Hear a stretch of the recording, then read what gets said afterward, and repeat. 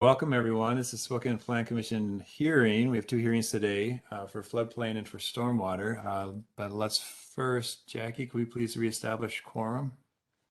Yes. Michael Baker is not here today. Jesse Bank, Here. Todd Byrather, Here. Greg Francis, Here. Carol Shook, Here. Kim Williams, Here. Clifford Winger. Here. Joanne Wright is also absent today, but we do have a quorum. Okay, thank you. We welcome Ms. Amanda Beck for the stormwater text amendment, please. Thank you. Yeah, thanks for going through it with me. I know I've come before you a few times with this particular amendment. This one she's presenting is actually the floodplain. Yes, stormwater will be right after this. As it says in the agenda, thank you. Todd, can you give a quick overview of the hearing rules? Oh, yes, I can. Thank you for that reminder. Okay, so our this is typical that we give the hearing procedures before. They're somewhat abbreviated in the web format. We are doing a hearing today. We will take public testimony. The president will impose time limits for public comments. We'll set it at 3 minutes. All persons and/or commission members shall wait to be recognized by the president for speaking. And then I don't think it applies here, but persons testifying are asked to avoid repetition, limit comments to specific project and code compliance. If we received your written testimony, know that we do read those and those are noted. And so, but if you still like to speak, please summarize. That's pretty abbreviated, but with that, we'll start with our staff presentation, and then we will open into public testimony, close the public record, and then go into commission deliberation and action. So with that, back to you, Amanda, please. Thank you.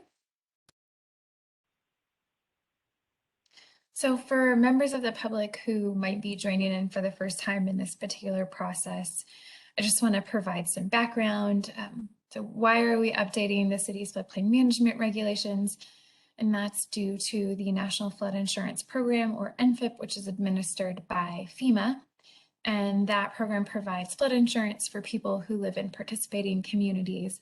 So to be a participating community, you agree, or a jurisdiction agrees to enforce what's considered the minimum NFIP standards, which are contained in the Code of Federal Regulations. And then in Washington, we work with the Department of Ecology on keeping code up to date for both federal and state changes. Federal regulations are basically the minimum baseline, and then states are allowed to include additional requirements that respond to, say, their unique geology and hydrologies in their state. As a part of our participation in NFIP, we work really closely with ecology to do updates. So community assistance contacts and community assistance visits help or that's basically how FEMA identifies possible deficiencies or violations in the community's floodplain management. So you can see on screen, we've gone through several different updates with ecology to make sure that we're in compliance. And then also these visits serve as a way to provide technical assistance to city staff to make sure that we are following the best available science. So last year, FEMA updated design and performance standards for agricultural and accessory structures within the special flood hazard area, also known as the floodplain. And then additionally, FEMA rescinded what's called Region 10's policy on fish habitat enhancement and restoration projects. At the state level, Ecology updated the FEMA model ordinance in December 2019, and then continues to work with FEMA basically on a rolling basis, I believe, to just ensure that everything is in compliance and up to date. What that means is the city must comply with these mandated changes to continue participation in NFIP, and we need to do that by December 31st at the latest. So on screen, I have listed all of the sections in Chapter 17A.020 that are being amended or revised or updated with this particular text amendment. Often FEMA requires adoption of their exact language to ensure the intent and requirements. It's noted on the Washington State Model Checklist if language is mandatory, and then it refers to the section of code, whether that's the CFR or say RCW. And our checklist included in the staff report as Exhibit 3. Just to give a little bit of a highlight of some of the changes, because it was fairly extensive in our definitions changes. For example, we're adopting wholesale, the federal language for flood or flooding. And then we're adding new definitions specifically. So flood elevation certificate is a new definition that's being added in, and that ties directly into a new requirement that's being inserted into section 17E.030.060. And then just some cleaning up, clarifying of language, and then just general updates. Some of it is adding additional layers. So we did adopt wholesale FEMA's language for historic structure, which adds a layer in the respect that we have an existing definition called structure historic. But to comply, we do need to follow their exact language. So now we have 2 definitions. Similarly, these are all the sections you see on screen that are being amended in Chapter 17E.030, where our floodplain management regulations are contained. And these revisions just ensure that we're staying up to date with the Code of Federal Regulations and any WACs and RCWs. So a little bit more detailed, we're updating development permit requirements to include that elevation certificate I mentioned previously, which relies on engineering analysis, stating your base flood elevation, or say there isn't base flood elevation, you would need to provide it. We're doing some revising to the section for the floodplain administrator. We're adding some things in, not necessarily that these weren't actions that were being taken, but it's noted specifically that they need to be in code. And so we're including them, and that would be, notifying FEMA of annexations in the floodplain, sending variance actions or damage calculations. We're also moving the review of building permits from another section within Chapter 17E.030 to be placed under the floodplain administrator, because that would be a part of their purview. As I mentioned at our September 8th workshop, we are repealing 17E.030.120. It's an out-of-date reference to federal guides, which also happen to be out of date. So to keep the UDC as clean and up to date as possible, we're repealing that so we don't have to keep tabs on it constantly.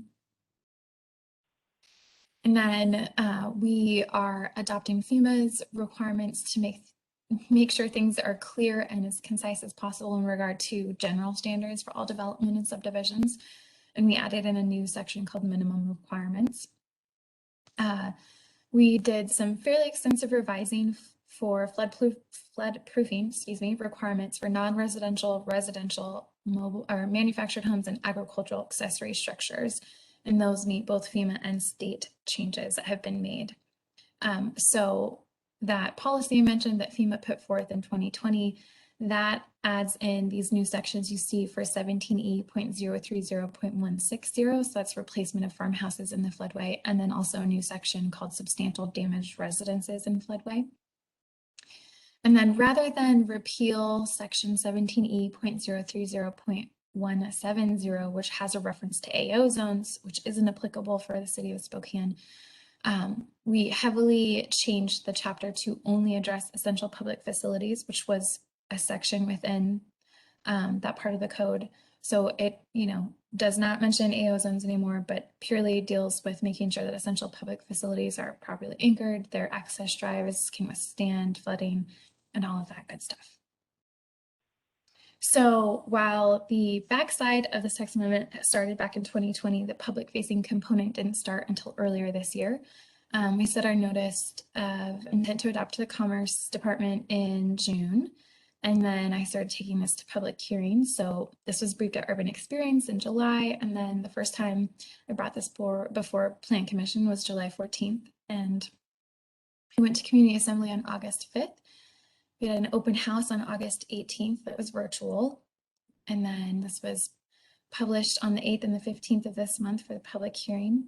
The SEPA determination of non-significance was added to the SEPA register on the 2nd of September, and that public comment period ended on the 16th. Staff did not receive any comments, and I have not received any other comments in that regard before today's meeting.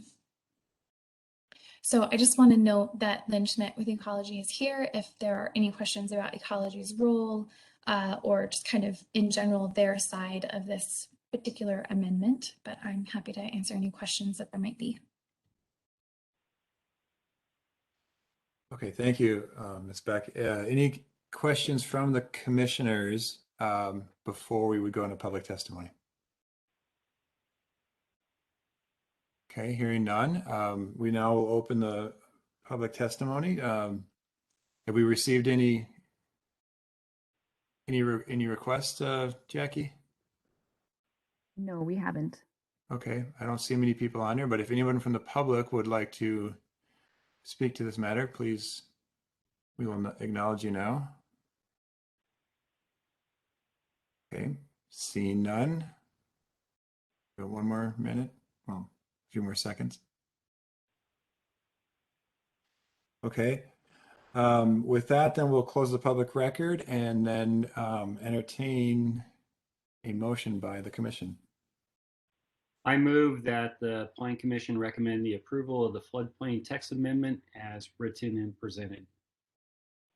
I Thank you. second. Okay, moved by Greg, seconded by Cliff. Then deliberation, please, by the commission.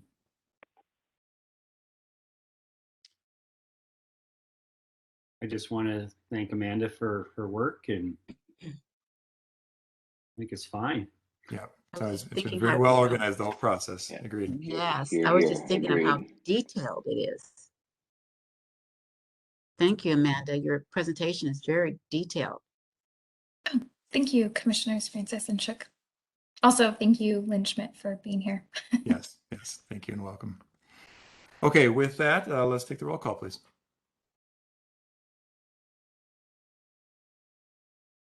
All right, Jesse Bank, Aye. Todd Byrather, All right, Greg Francis, Aye. Carol Shook, Aye.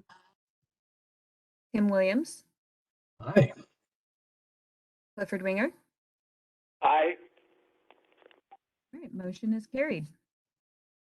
okay, great. Good luck. Okay, next hearing item is stormwater, now the stormwater code revisions with Mr. Trey George, please. Hello, how's everybody doing today? Great, thank you. So I'm Trey George with the Wastewater Management Department, here to speak about stormwater ordinances that have been proposed. I'm going to share my screen and pull up a presentation. I think this should do it.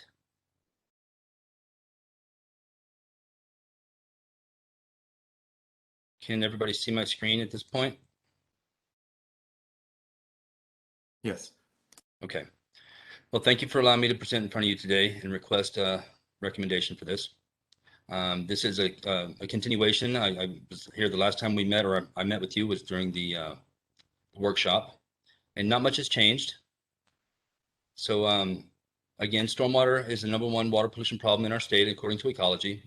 And to clarify, stormwater is a problem, but it's not the problem. Stormwater is the carrier of pollutants. It's not the pollutant. So as stormwater occurs, it picks up pollutants and carries them.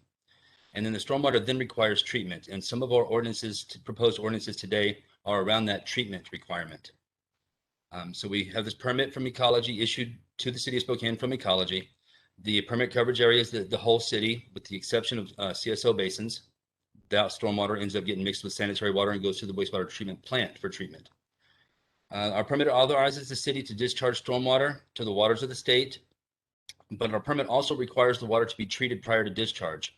And when we say treated, it's simple treatment through the use of swales, ponds, infiltration galleries, pretty passive systems that are kind of innocuous and they're around, most neighborhoods.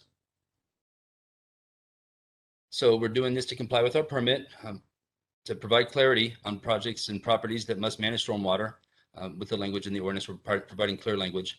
And ultimately, we're doing this to provide water quality protection to our local waters. That's our river and our aquifer. Here we are with the same timeline. It's a pretty pretty flexible, not flexible timeline, but it's not very detailed timeline. But here we are at the Planning Commission. I'm on the schedule to get on council through after the PIES committee, after this here. These are those dates that I plan on getting in front of the PIES committee and then getting involved with council to get this adopted by the end of October. And the public participation to date, on the same schedule as the presentation prior to this one, we submitted the SEPA on the 2nd. I've received no comments either. We put the ordinance, the proposed ordinance on our webpage, so people could have access to it. We created a blog for the city that ran for the week it was out. We posted the legal ads for this meeting here. And I sent out 370 notification letters to known or assumed known commercial properties and development properties. The criteria for this, one of the ordinances we're going to get into today, well, I'll wait till we get to that point.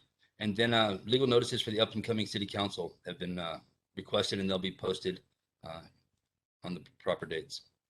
So the proposed changes in large are just language changes and references being added to it, with one substantial change that I'll hit last.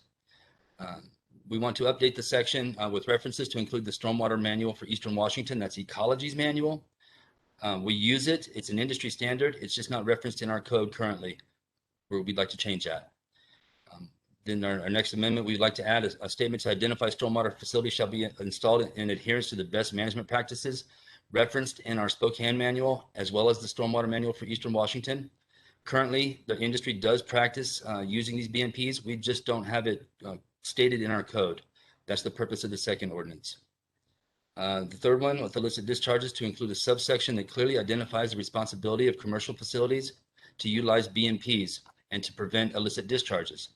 Again, our permitting system requires these BMPs be approved by our city engineers, so that the system in the industry, they're currently abiding by these rules. We just are codifying it so that it's clear and stated. Oh, jumping too far. Next amendment proposed is to include a requirement to provide a stormwater pollution prevention plan for projects that disturb 1 acre or more. We currently require developers to provide an erosion soil control plan, which is very, very similar to a stormwater pollution prevention plan. However, once you cross the 1 acre threshold, you have to get a construction permit from Ecology, and that permit requires a stormwater pollution prevention plan. So it's not that the city is requiring an additional piece of documentation be created. Ecology is already making that requirement. We're just asking to be provided that, so requiring them to have a SWIP is what it's called. Then provided to the city ensures that construction that happens in our city is also is permitted as required by Ecology. It's kind of a double regulation, but it is what it is.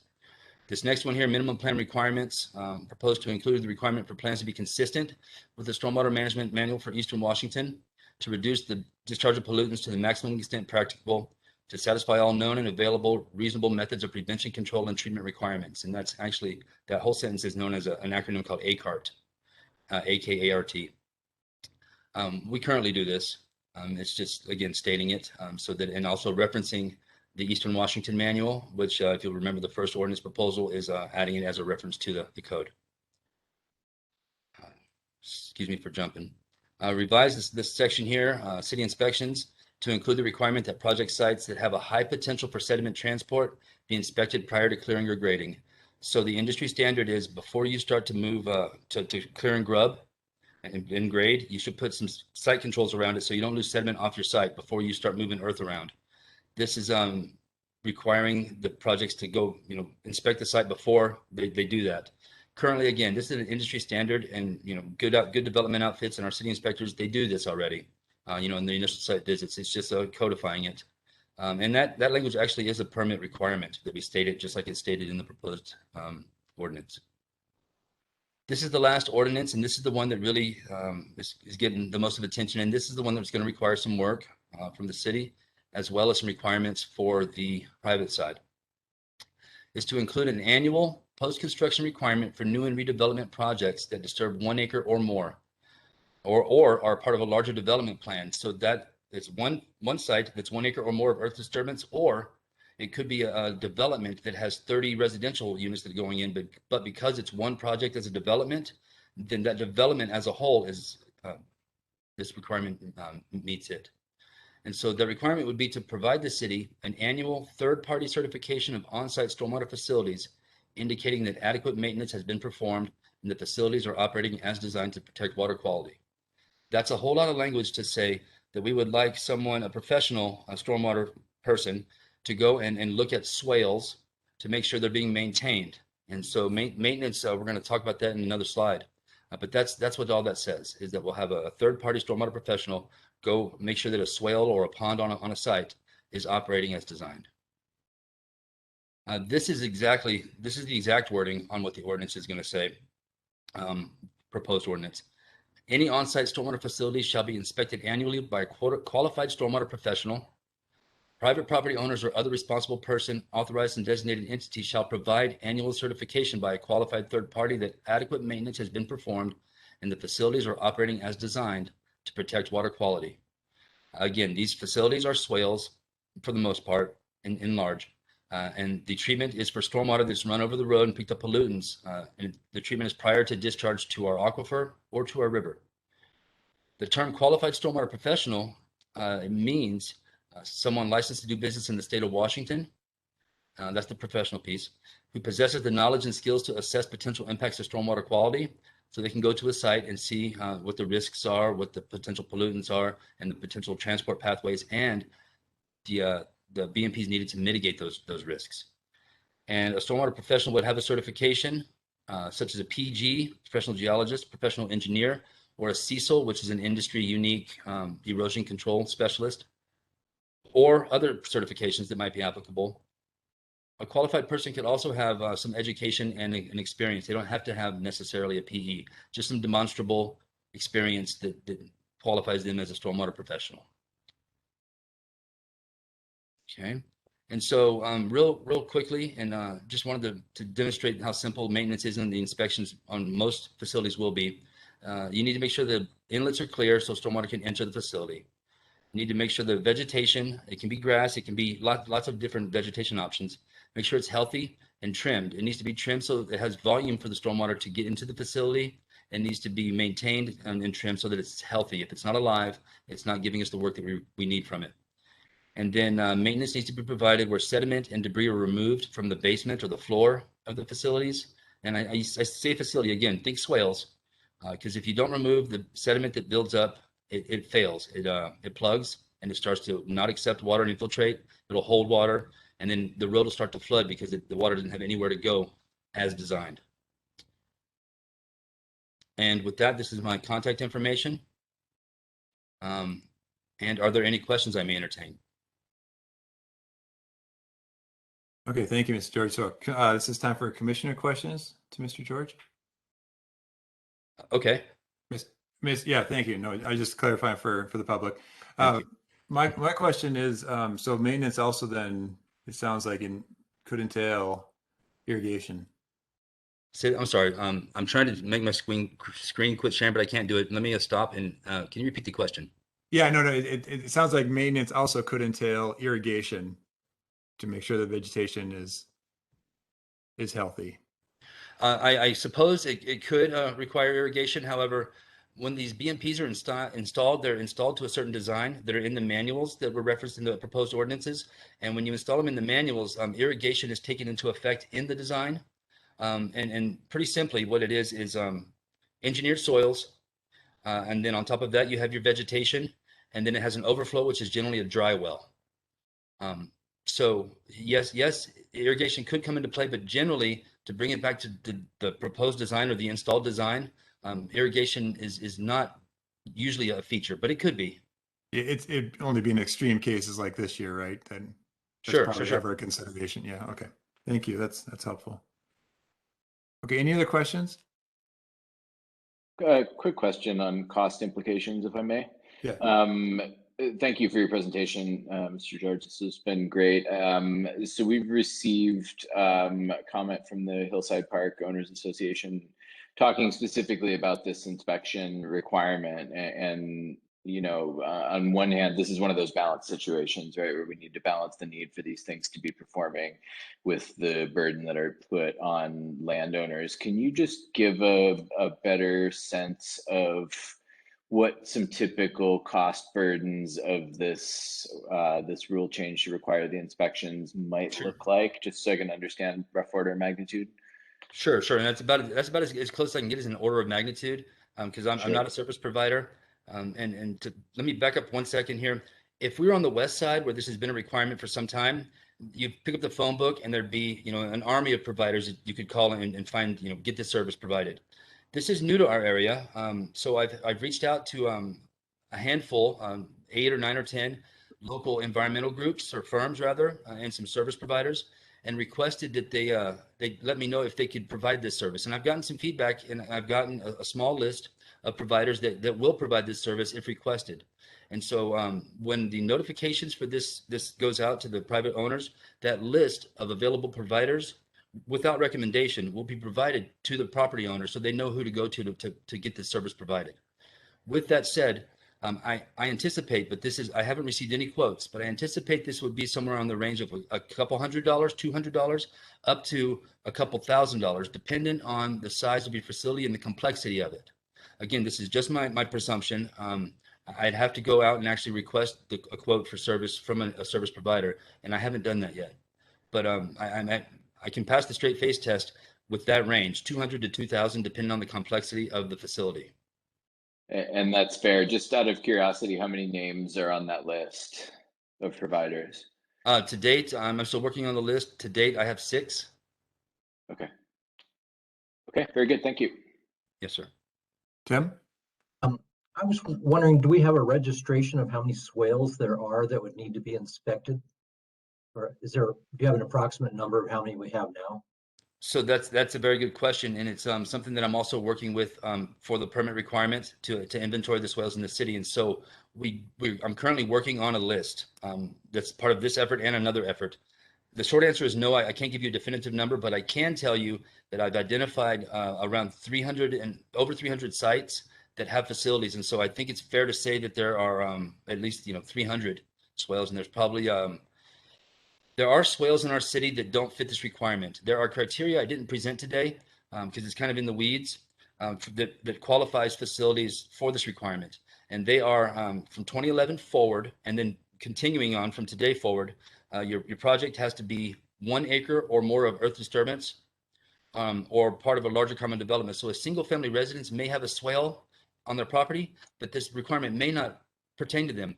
Or a facility may have been installed in 2010 that might be quite significant, but that doesn't meet the criteria for the timeline of this requirement being implemented by ecology. So this requirement actually has been in place since 2011, and we're meeting it now. Well, we're certainly going to see much more of an increase in swales, and my concern would be the inspection costs that we could be putting. It might be that if that's a very large number, it might be that the benefit might not be there overall.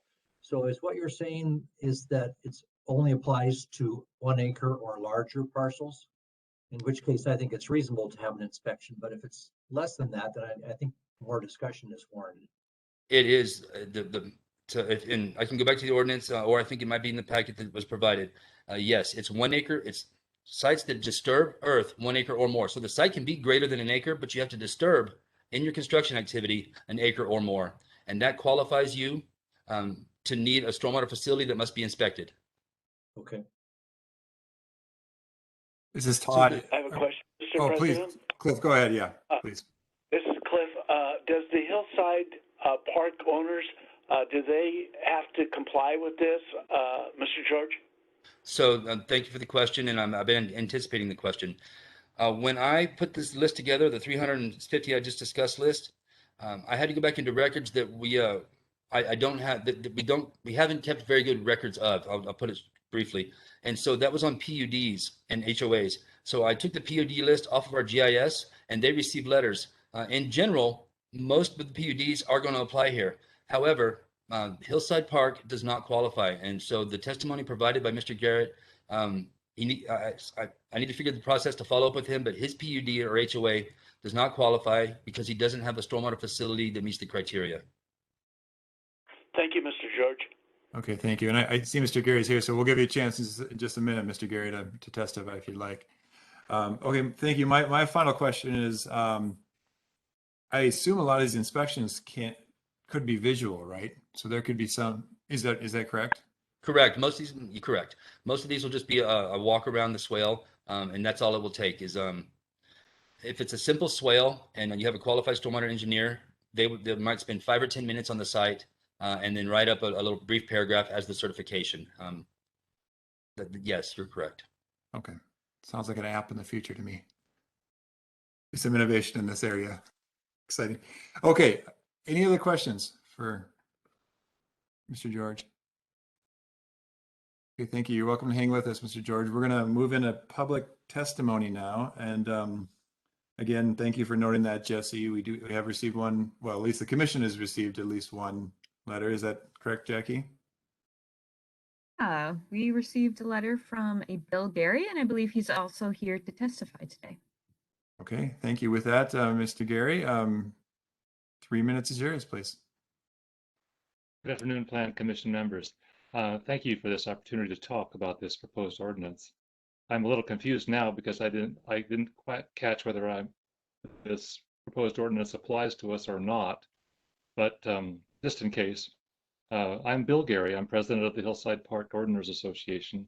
It's a planned unit development of 23 single-family homes on Excel Lane off of 5 Mile Road.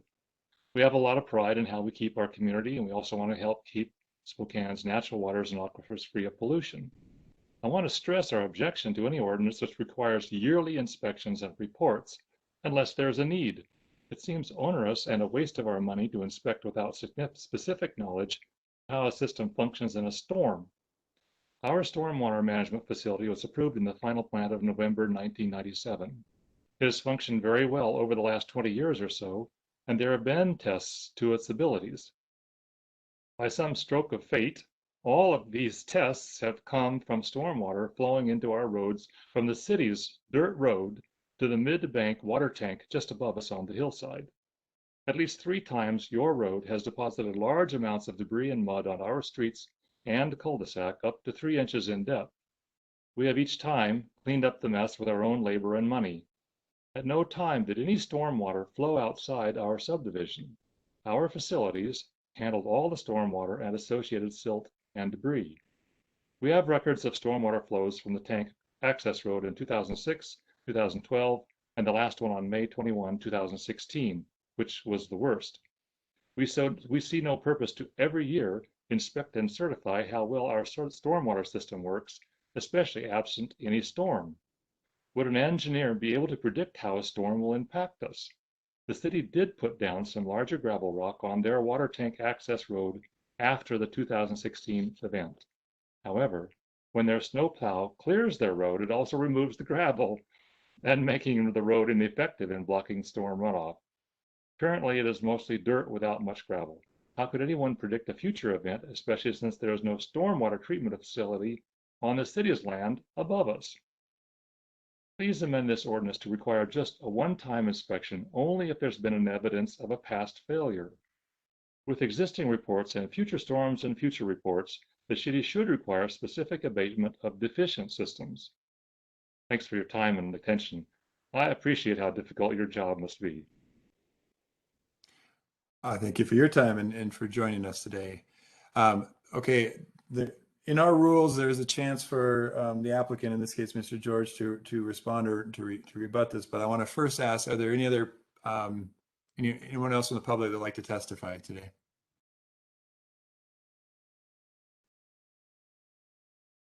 Okay, hearing none, we will close the public record. Mr. George, would you like to respond at all? I would like to make a brief statement.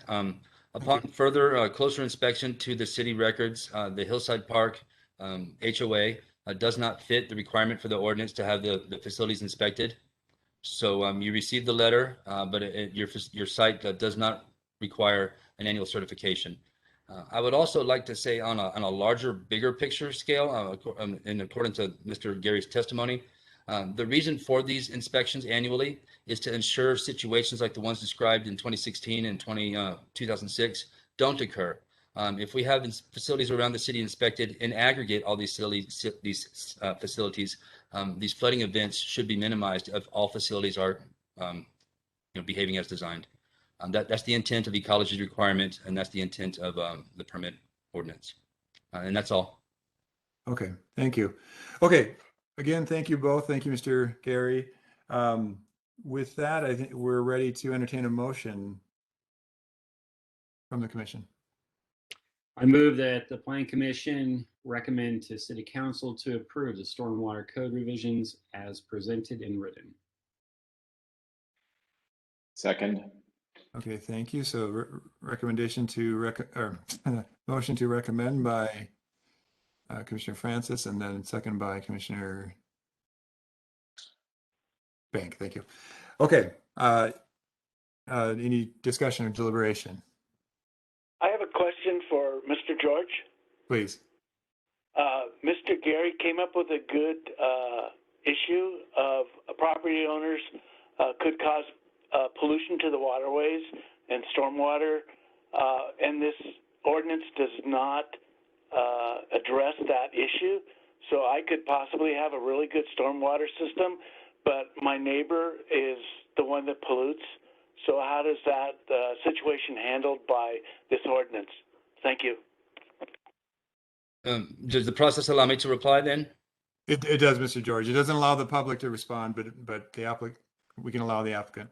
Currently in our ordinances, we have a nuisance law. And so if stormwater leaves a facility or a site, it can be considered a nuisance. Stormwater is not meant to leave a property and enter the public right of way. And if it does, the nuisance ordinance can be enacted, and enforcement can be called in to research the situation and mitigate it. So that's our current ordinances in place. So this ordinance does not address that, but we currently have ordinances, but it requires notification of a nuisance for follow-up action to occur. I don't know if that's a satisfactory answer, but that's currently what we have in place. I will say that I will probably be in front of this commission another few times over the next year or two as I get more comfortable in my position and work forward to tighten up our ordinances to improve them. Continuous improvement is the idea. Okay, thank you. Yeah, thank you for keeping that answer tight too. James, please advise me if I'm incorrect on my interpretation of our rules. Any other commissioner, please?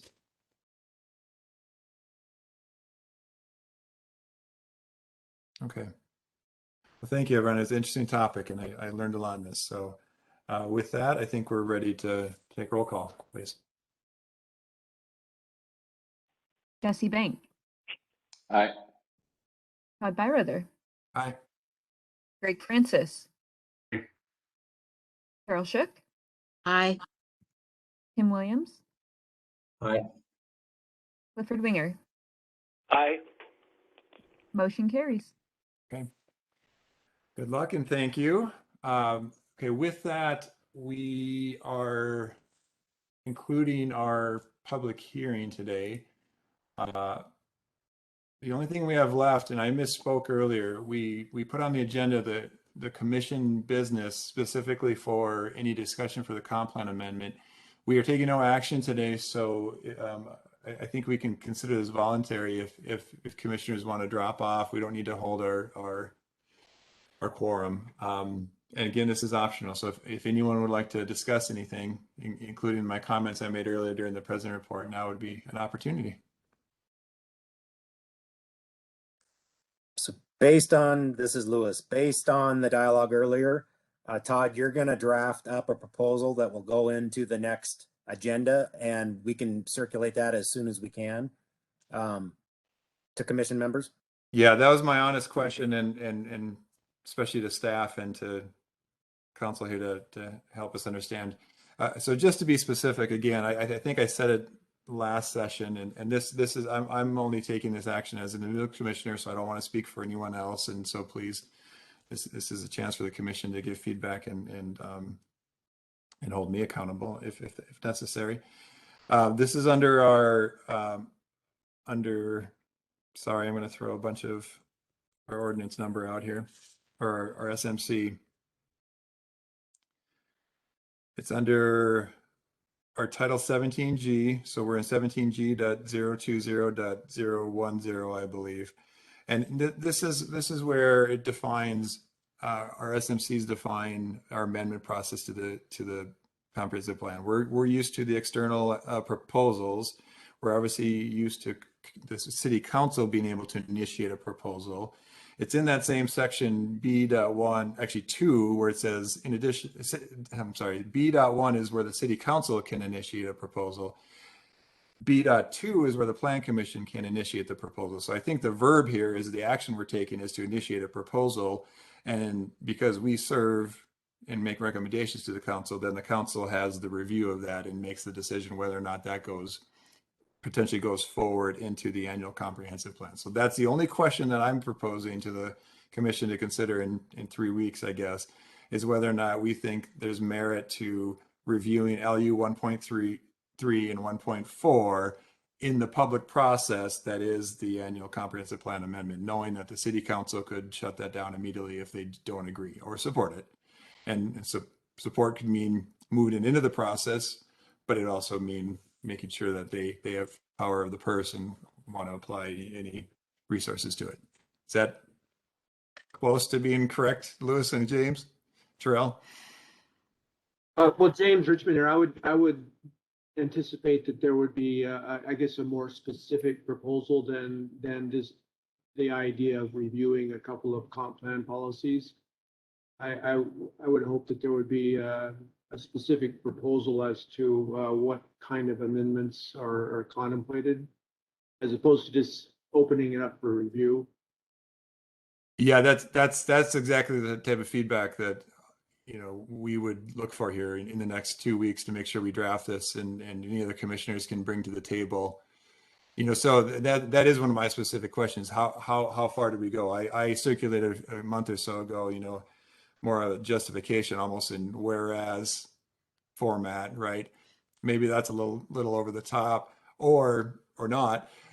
Or James, would you be implying that we should be actually proposing code? I'm sorry, in this case, it would be a goal and policy language change, an actual amendment just to trigger the public process, knowing that we have a long road ahead of us next year and a lot of edits and input will be made.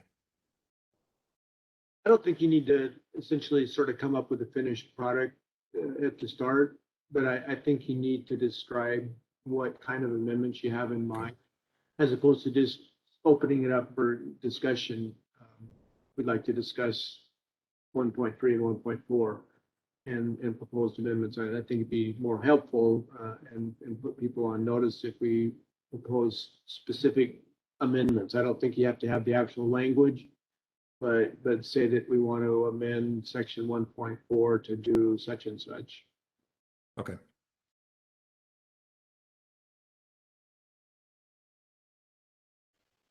Okay. So I'll jump in here quickly too, having sort of participated in some of these conversations. I hear where you're coming from, Mr. Richmond, in terms of proposing something and trying to get somewhere. And I think what the challenge that we're having is we're sort of living in this squishy zone right now where, per the council resolution, one of the proposed items was that we review 1.3 and 1.4 for consistency with House Bill 1220, et cetera. And so where I'm struggling a little bit is sort of a chicken and the egg kind of situation where, I think there is willingness and interest to have some conversation about what amendments might look like there and what the goals of amendments might look like there.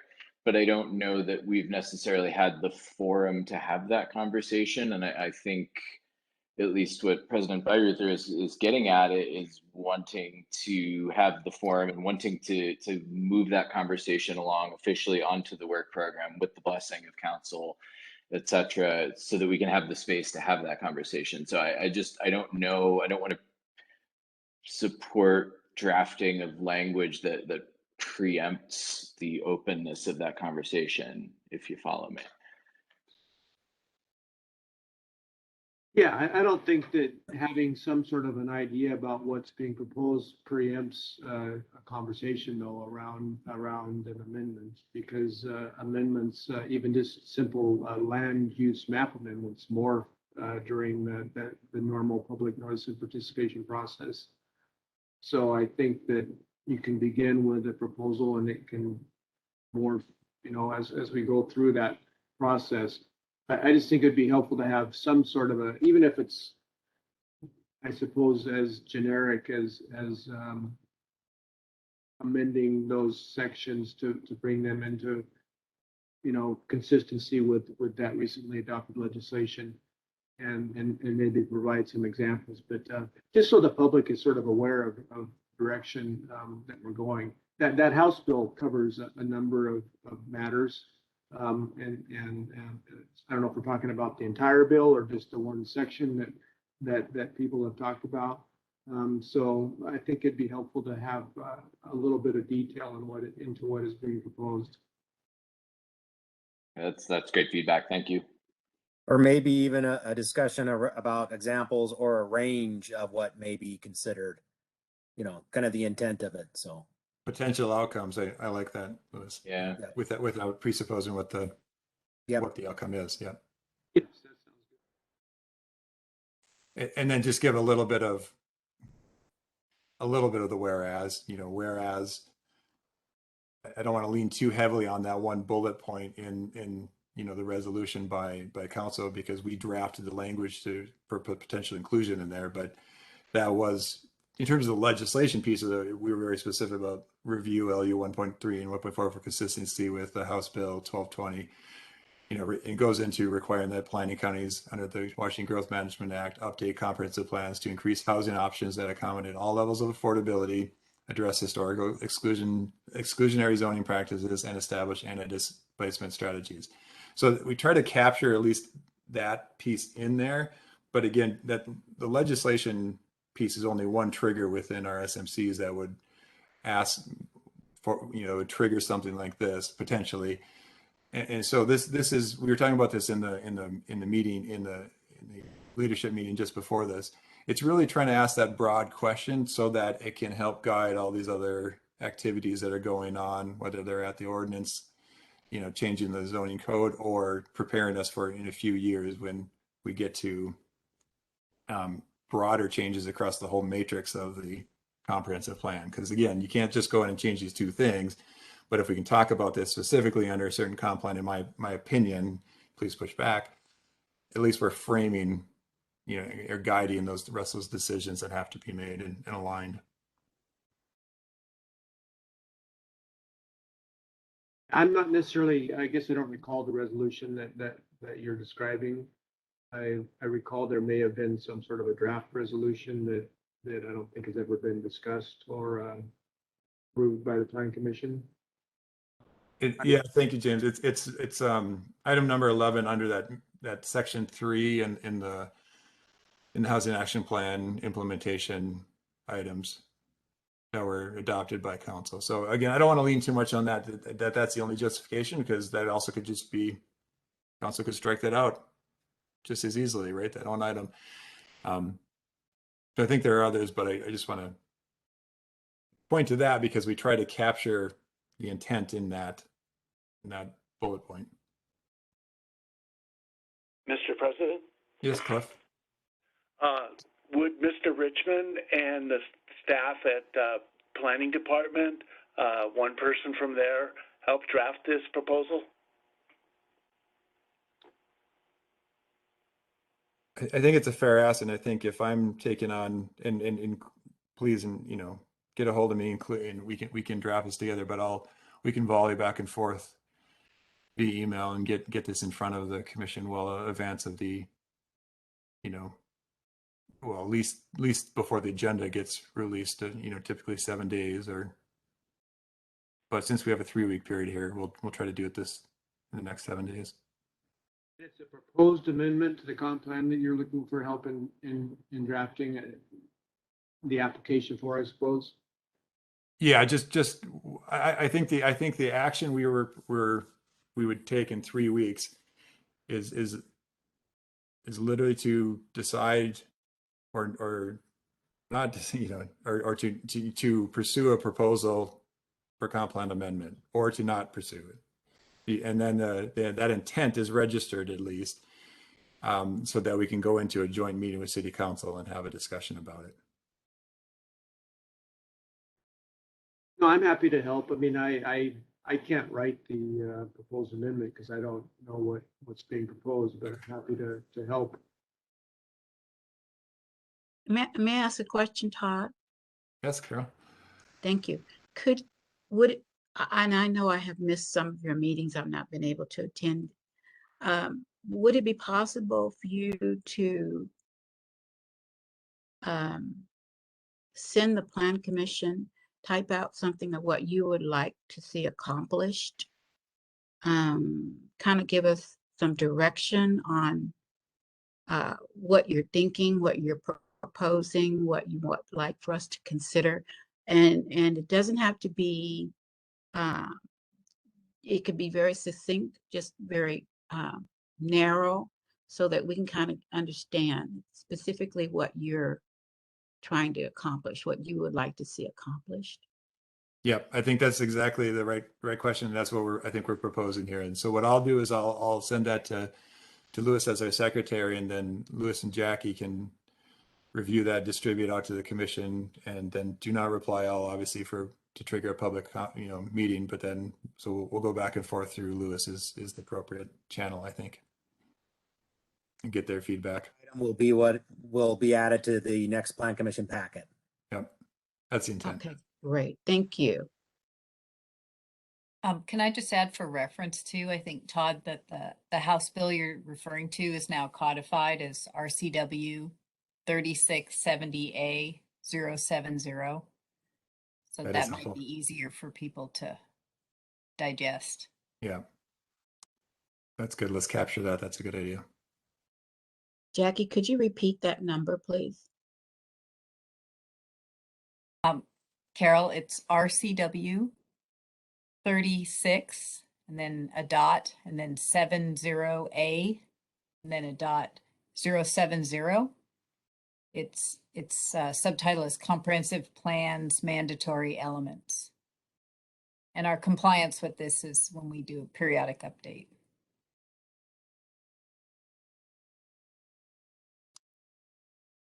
Thank you. Okay. All right. Thank you, everyone. Any other comments or questions? I think it's my homework to start. Okay. Thank you, everyone. Thank you for sticking around. Have a good evening. We're adjourned. Thank you.